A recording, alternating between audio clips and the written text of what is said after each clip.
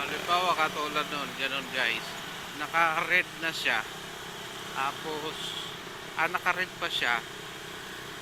Pumasok na kaagad yung isang nakamotor. So, iwasan natin yung ganun guys.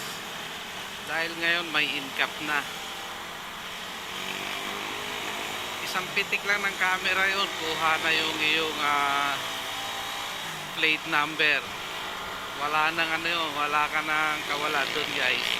So, pag-usapan natin ngayon yung NCAP. Paano ba natin maiiwasan yan sa Kamaynilaan, Valenzuela, pero sa ngayon hindi pa naman sila kasama sa NCAP, sa pagpapatupad ng NCAP.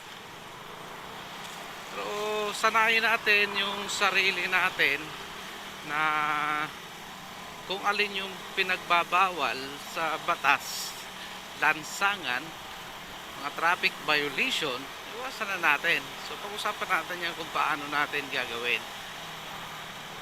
Okay? Dito ka sa area na to, huwag ka nang lumipat.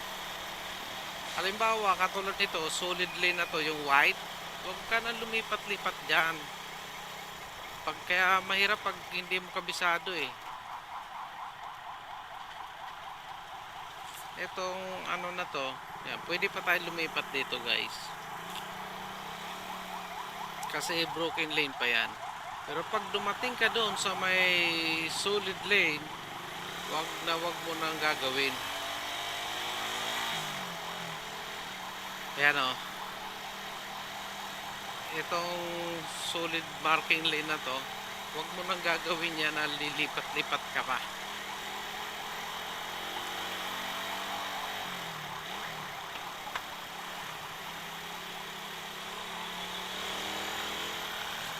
At katulad yan guys, tigil na tayo dito. Kikita mo yung arrow sign na diretso saka naka arrow sign na left na right. Yung nandito kailangan yung padiretso lang sa kayong liliko dito sa kanan. Pero may nakalagay dito, stop here on red signal. Dito sa may pedestrian, wag mo siyang tatapakan guys. Yan, katulad yan guys, yung ginawa noon, violation yan, traffic violation yung ginawa ni kuya. Diyan pa siya nag-abang. Nako, kung halimbawang ganyan, traffic violation yan guys. Wag mo tatapakan yung pedestrian o itong stopping line.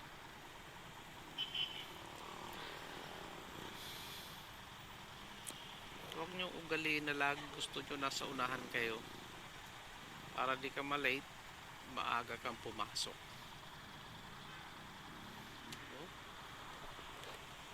Bike lang ang sakalam.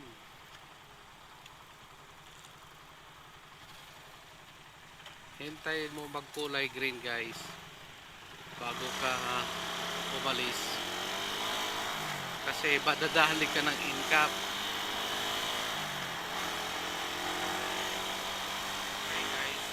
Sa pagpasok ng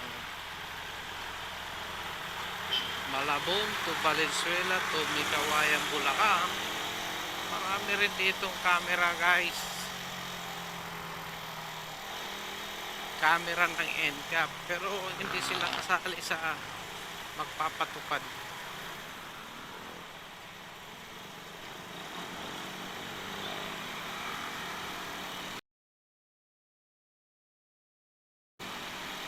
Nakikita nyo yan, Charolin yan.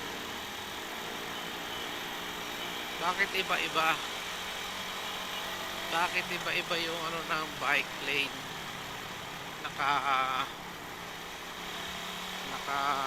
sign, ayan o, Charolin pa rin yan. May dalawang chevron sa harapan ng bike, so ibig sabihin share the road.